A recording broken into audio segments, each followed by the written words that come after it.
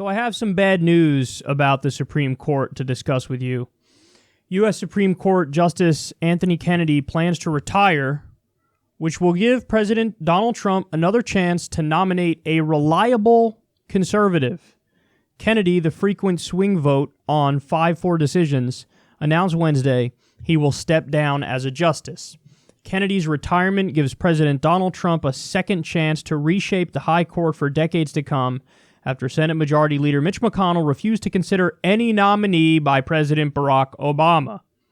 The seat held by the late Justice Antonin Scalia was left open by Senate Republicans until after the election, when Trump nominated the conservative Neil Gorsuch. So what does this mean? With 5 solid conservatives, the justices could repeal the right to abortion, expand protections for gun owners, narrow gay rights, and strengthen the president's power to arrest and deport immigrants who are here illegally.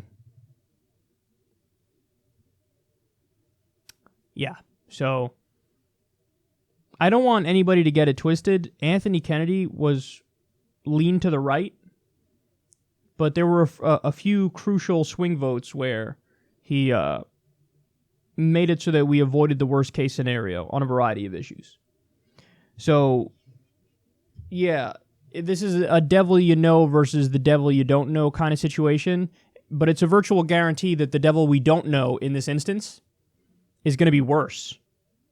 So that's not good. And then listen, the other part that I don't know why, I mean, I guess some people discuss it, but it's not discussed that much, is that Ruth Bader Ginsburg, I mean, you're really rolling the dice if she can make it all the way till Trump's second term, or to a potential Trump second term, or if Trump gets ousted after 4 years.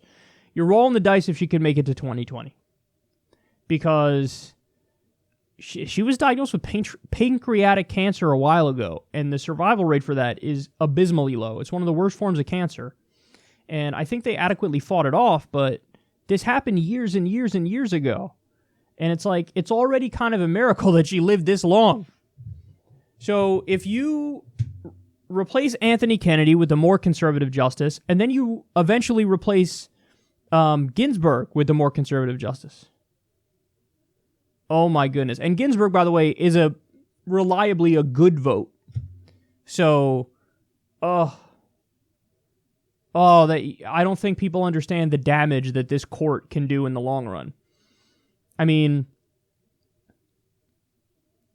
the one that should most concern everybody, because it's almost guaranteed to happen in this scenario, would be abortion rights being slapped down, and then so it would be on a case-by-case basis.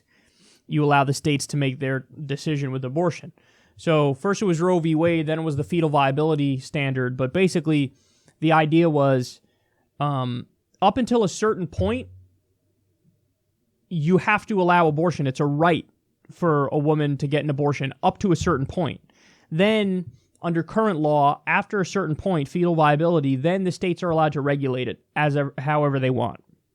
But if you have a Supreme Court ruling against that standard, they can make it so that individual states can outright ban abortion.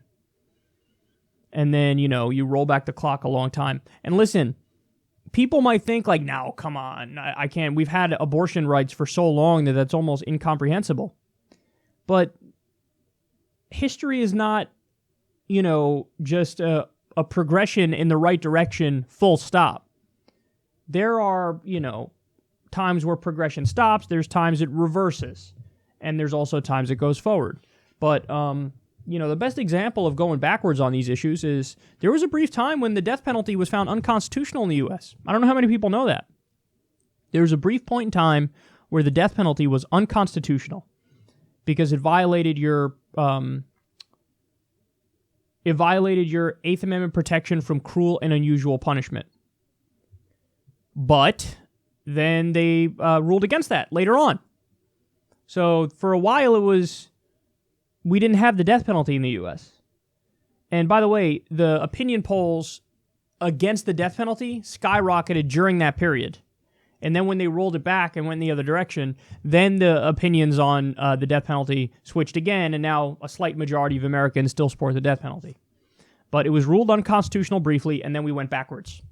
So if you don't think that could happen on abortion rights, if you don't think that could happen on other issues, think again, because it absolutely can happen. And given the makeup of the court, it likely will happen.